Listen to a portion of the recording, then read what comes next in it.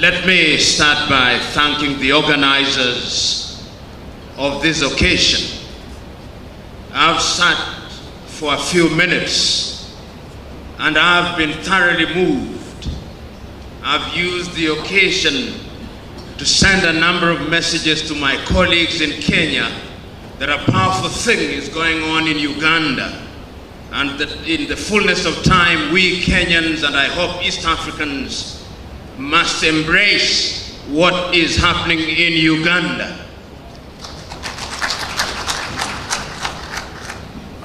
Corruption is something that we talk about. It is something that we complain about. It is something whose negative impact we recognize. It is something that even the corrupt acknowledge is a bad thing. But the irony and the tragedy at once is that those who engage in corruption love it. The tragedy at once is that those of us who do not engage in it directly accommodate it. Our levels of tolerance for corruption in Africa is amazing. A long time ago, a great Greek philosopher said that it is in the nature of man to hang the small thieves and to elect the great ones into public office. We do that in Uganda, we do that in Kenya, we do that in Tanzania, we do that in Africa. And that is why Africa remains the poorest continent on earth. I was this morning rereading a book which I commend to you, a book written by a young Zambian economist called Dambisa Moyo, the book called Dead Aid. And in the introduction in that book, there is a note which was found in the bodies of two young Guineans who died while trying to run away from Africa. Today, many young Africans are running away. Not so long ago, about 4 weeks to be exact, 300 young Africans drowned in the Mediterranean Sea in Lampedusa because they were running away from Africa. Not so long ago, about 3 weeks to be exact, another group of young Africans drowned next to the island of Malta because they were running away from Africa. When you look at Africa today, whether you are looking at Uganda, Kenya, Tanzania, Nigeria, or indeed any country in Africa, our richest men and women are the men and women who occupy public office. We live in a continent where we celebrate thieves and vilify good men and women. That is the tragedy of Africa. While every other continent in the recent past has moved in the right direction, Africa still remains, in the words of Tony Blair, as the scar in the conscience of humanity. We live in a continent today where, as the young man has said, our young women, upon attaining puberty, cannot afford sanitary pads. But our public servants have iPads which they do not know how to use. We live in a continent today where our leaders who preside over our health sectors have no faith in the health sector. When they are sick and their families are sick, they run away to seek treatment in Germany, in France, in the United Kingdom, in South Africa and India. Even our health ministers don't have faith in our health departments. We live in a country and countries today where the political leadership have no faith in the education sector. They bring unto us what they call free primary education or universal primary education, but they can never dare take their children to those schools. We live in countries where we claim that agriculture is the backbone of our societies, but we do not use technology to produce crops. Africans are dying younger than they were dying 50 years ago. We live in a country where Africans will energetically seek to amend the Statute of Rome while there is war in Mali, while there is war in Mauritania, while there is no peace in Somalia, while there is no rest in Eritrea. Africa is a tragic continent. And I want to submit to you that corruption is the source of all these. For some reason, a reason that I do not understand, Africans still engage in primitive accumulation. Many Africans, particularly those in public service, will never rest until they have homes in different capitals in the world which they'll never live in. They have cars which they'll never drive. They have beds of gold which they never sleep on because they have no sleep anyway. They buy food which they cannot eat because they long lost their appetites. We live in sad times. I had the privilege of serving as the director of the Kenyan Anti-Corruption Commission. But it would appear that I did not understand my brief well. Upon being appointed, I assumed that my mandate was to go out there and fight the corrupt. But the truth was that I was not supposed to fight corruption. I was supposed to appear to be fighting corruption. Immediately, me and my team tried to fight corruption. The parliamentarians, in their wisdom and in my own view, in their lack of wisdom, used the occasion of the amendment of the law to disband the organization and to send myself and my 4 directors out of office. The history of anti-corruption crusaders in Africa is one and the same. Their mortality rate in office is very short. Before I was victimized, before my victimization, Nuhu Ribadu before me had been victimized in Nigeria. Before I was victimized, McCarthy had been victimized in South Africa and his scorpions disbanded. Before I was victimized, my equivalent in Malawi had been victimized. Before I had been victimized, my equivalent in Zambia had been victimized. It would appear that in Africa, if you serve your full term, it is because you have refused to fight corruption. So the question that we must ask here and now, on an occasion such as this, what must Africa do going forward? It gives me great joy that you Ugandans have moved from the drawing table and you have now chosen to go out there to do that which is right and good. You have chosen today, through the commencement of the caravan, to move from the comfort of hotels in Kampala to go into Karamoja land, to go into Gulu, to go into Teso, to go into Hoima, to go into Kasese, to go into Mtukula, to go into all the corners of Uganda, so that the conscience of Ugandans can be reawakened, so that they may realize that corruption is a cancer that must not be allowed to grow. But I want to use this occasion to remind you that it's not going to be easy.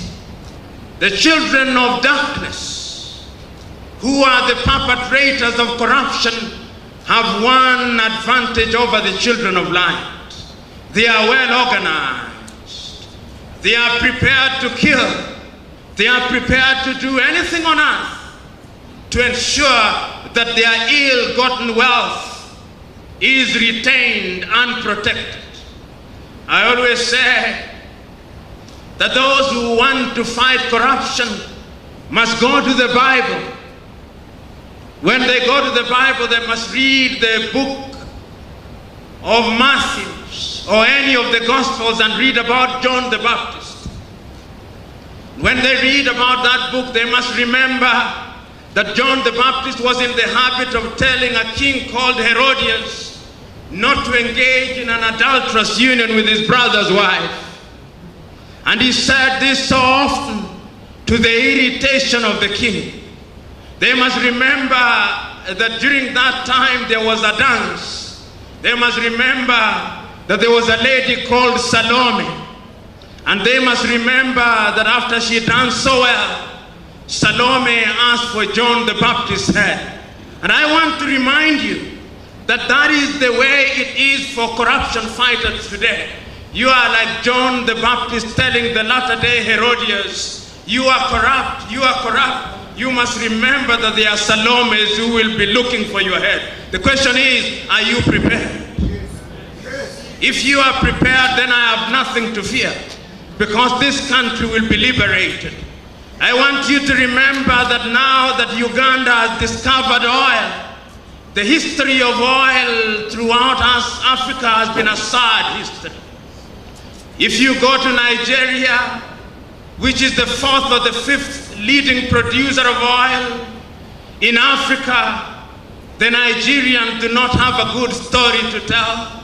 Nigeria is a great country, but it is famous for producing some of the greatest thieves that the world has ever known. You will go to the Democratic Republic of Congo, which is the richest resource country in the world. And the Democratic Republic of Congo is famous of producing some of the biggest thieves that the world has never known. If you did not know, there once lived a Mobutu in the Democratic Republic of Congo. If you had any doubt, go to Angola with all its oil. It has one of the richest African women in the world, the daughter of the president, Isabel dos Santos. She claims to be a businesswoman, but the last time I checked, she was just a tenderpreneur. And you can go to different African countries. The tragedy of Africa is that Africans are in the business of canonizing thieves and demonizing its saints. This question is, you who are present in this assembly, what is it that we must do? Because corruption is alive and well in our communities. I know in Kenya, and I speak from experience, one day we arrested a cabinet minister for engaging in corruption. On the day that he was arrested, members of parliament from his ethnic group came to my office and said that my only claim to fame was that I was in the business of finishing their tribe. They say he is our thief. He is a thief, but he's ours. You should not arrest him. I have no doubt in Uganda, you may have thieves, but they are claimed by their communities. What are you going to do about it? I know that even here in Uganda, all sectors of the society are not spared. Even the Church of Christ is not spared. Even the mosques are not spared. Even the temples are not spared. So to the clergymen present in this assembly, we have all sinned and fallen short of the glory not only of God, but the expectations of the people of Uganda and indeed Africa. So on an occasion such as this, our duty is to re-energize ourselves. Not so long ago, 2 weeks to be exact, I was at a function of the African Union, and they have now come up with a slogan saying Africa 2063. They are saying that if we'll have lost 50 years, let not this generation lose another 50 years. The question is, are we going to gain Africa by mere pronouncements, or we must change ourselves? We must change our behavioral DNA so that we are no longer attracted to that which is good, bad, and evil. The question is, are we ready? The question is, do we say with our mouth what we do not believe in our hearts? The question is, are we going to wait for outsiders to tell us to do that which we ought to have done? The question is, are we prepared to sacrifice our lives for that which is good and right? The question is, beyond the comfort of Africana, are we going to roll up our sleeves and meet the poor and the desperate and the oppressed in Karamoja? The question is, are we ready? Yes. And if we are ready, we must do that which is good and right. A friend of mine once told me that the African is a very strange being, and I agree. When you give an African the vote, which is an instrument of decision making, how does he use the vote? He waits for some thief to give him 50 shillings or salt, and then he votes in the direction pointed to him or her by that thief. Then he told me that when an African is given a vote, he is like he's given a blank check to go out into the showroom and buy for himself a Mercedes-Benz.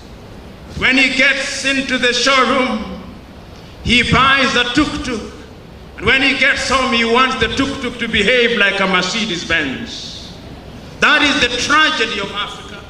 When we are given the opportunity to elect good men and women into public office, we elect them on the basis of the size and the depth of their pockets, or on the basis of their ethnic extraction. And when they have occupied public office, then we expect them to behave well. We are asked to elect a committee to determine the fair rules of hunting. Then we elect hyenas and we expect them to take care of the goats. That is the tragedy of Africa. So we who are assembled here this morning, this is not an idle occasion. This is not an occasion where we come here to dramatize our anger, which will then peter away. This must not be an occasion when we come here to complain about the ills that we have observed. This is not an occasion when we come here to complain about the things that irritate us. This is not an occasion for sorrows and lamentation. This is an occasion where we have come to re-energize ourselves. This is an occasion where we have come to warn ourselves of the dangers of corruption. This is an occasion, fellow Africans, when we must ask ourselves, why is it that all civilization are ahead of us? I'm a practicing Christian, and as I grow old, I become more spiritual. And I read the book of Matthew, and I read the story in Matthew about a rich man, a businessman, whom the Bible records one day he decided to go away. When he was going away, he took 5 talents and gave it to one of his workers. And he took 2 talents and gave to another worker. And the Bible goes on to say to one, he gave only 1 talent. And he says that he went away for a long time and he came back. When he came back, he went to the one to whom he had given 5 talents. And he said, Master, I've worked the 5 talents and I now have 10. And the master said, good work. And to the one that he had given 2 talents, he said, I've worked the 2 talents and they are now 4. And he said, good work. And to the one that he had given 1 talent, he said, I knew you. You are in the business of reaping where you have not sown. And the master said, if you knew I was such a man, why did you not take it to those who are in the business of giving people interest that I may earn my entitlement? And then it finishes, and to those who do not have, even the little that they have, it shall be taken away, and it shall be given to those who have. If you look at Africa today, how is it that our minerals are taken away from us from the Democratic Republic of Congo. Our oil is taken away from us. Our agricultural products are taken away from us, and they are given to those who have. If you look at us today, sitting in this assembly, if there was a miracle to say anything that is not produced in Africa disappear, all of us would be naked.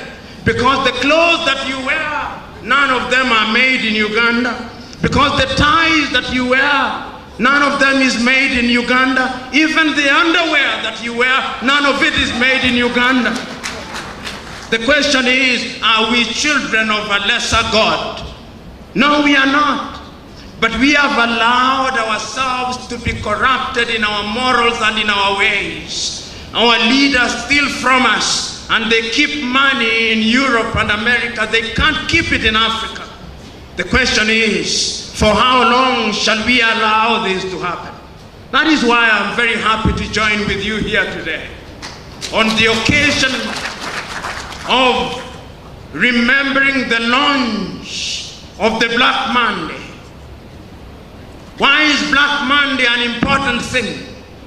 It is an important thing because we must remind ourselves on a daily basis, all the holy books, whether it's the Christian Bible or the Muslim Quran or the Hindu Gita, are unanimous in one thing, that corruption is a bad thing. They are unanimous in recognizing one thing, that if we want to liberate ourselves from the chains of suffering, we must do something about it. In Uganda, I know you don't love Kiswahili, but soon it's going to be the lingua franca of East Africa. We say, mtaka cha uvunguni sharti ya inani. If you want anything under the bed, you must bend. We want a good Uganda that is free of corruption. And I look forward to that day. I look forward to the day when my good friend Yoweri Kaguta Museveni, the president of Uganda, shall sit at the hills of Nakasero and say with one accord, corruption, where is thy sting? Corruption, where is thy sting? I look forward to the day when the Prime Minister of Uganda shall move over to Gulu and speaking to the people of Gulu say, corruption, where is thy power?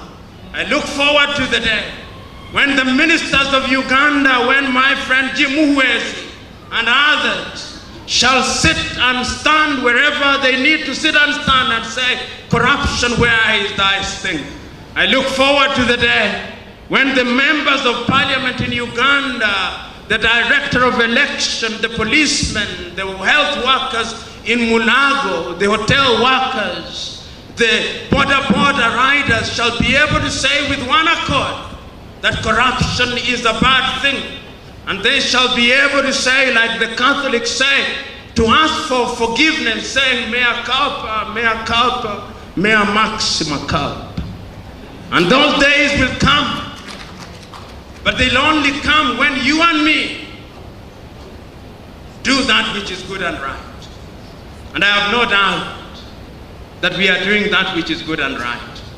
As I conclude, because conclude I must,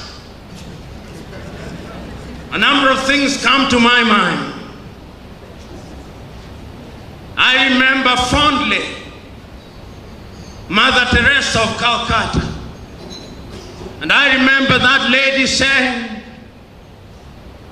that when you walk into a dark room, and you find that there is darkness inside of the room, you don't complain about the darkness. You take a candle and light the candle and ask your neighbor to light a candle. And lo and behold, when all of us have lit the candle, the room will be consumed in light. Today, I have no doubt in my mind that we have come here to light a candle. And there is that candle that was represented by the caravan.